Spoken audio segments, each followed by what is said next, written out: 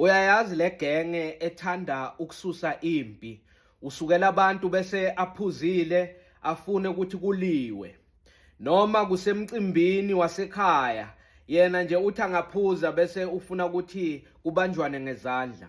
Noma ngabe uphumile uye endaweni yokucisha ukoma, emathaveni, epub, waze nedi waphuza noma ngakadakwa uvele afuna umuntu azambamba ngezandla, kodwa anjalo futhi unobugwala phakathi.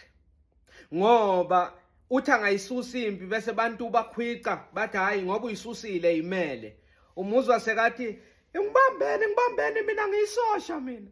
Akazi lo muntu ukuthi mina ngibuya emasosheni. Ukhuluma ngalonyaka owodwa awenze emasosheni ngesikhathi sobandlululo, ngekhathi uhulumende webandlululo athi wonke amadoda kumele at least enze unyaka owodwa emasosheni, compulsory military service. Wayenza unyaka owodwa nayo lo nyaka owodwa waphuma sekangukuka ngoba lesigangeni wahluleka. Kodwa uzozwa sekathi hayi akazi lo muntu ukuthi mina ngibuya emasosheni, mbambeni ngizombulala. Hayi ke bazambamba ngoba bayamazi vele ukuthi hayi igwala nedi uthanda impi, uthanda kubukeka ngathi yena angashaya umuntu ambulale, uthanda ukusatshwa. Hayi bazathi sebambeke lapha uthanda ngaso sonke isikhathi sokuthi kube ngathi yena uyingozi. Ya ithi ngasuka impi umuzwa athi landani isibhamu sami emotweni, mina inhlavu ngiyibheka ekhanda lomuntu. Kuthiwe hayi bo awunasibhamu, sebamhlebela awunasibhamu. Hayi bo wangigcina kudala wena. Hey ngibambeni mina inhlavu ngiyibheka ekhanda. Hayi ke uzawubanjwa ke nalomuntu alwa naye kathi hayi nami ngilande sami.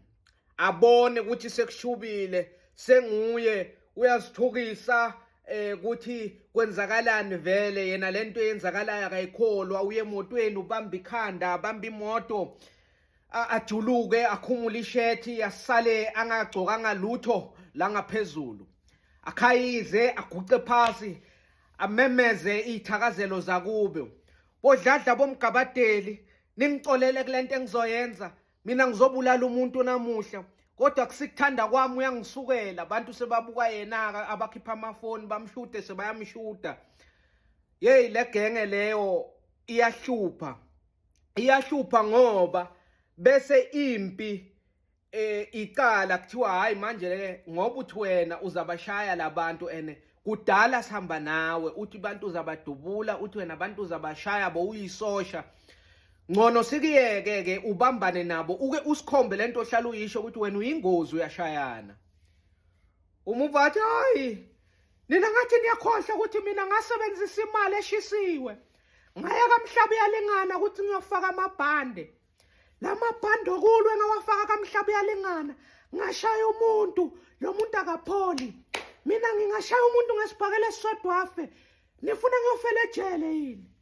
Manje sozama indlela zokuthi angayekelwa ukuthi alwe, uzama indlela zokuthi aphinde abanjwe futhi ukuthi angachubeki nokulwa ngoba sothi unamabhande ene lamabhande ayingozi. Angashaya umuntu, lo muntu ngeke aphole futhi akamshaye kabi ngencindi, lo muntu angafa nokufa. Le bhande la kaMhlaba iyalingana naye akasalifuni ngoba akakhoni nokushaya abantu abakhe uma bonile endlini ngoba lamabhande ayingozi. Uheba amanga igwala nedi nje uthanda lokuthi kuthiwe lo bhuti walapha uyashayana, lo bhuti walapha unesibhamu, lo bhuti walapha bekayisosha, noma lo bhuti walapha onamabhande.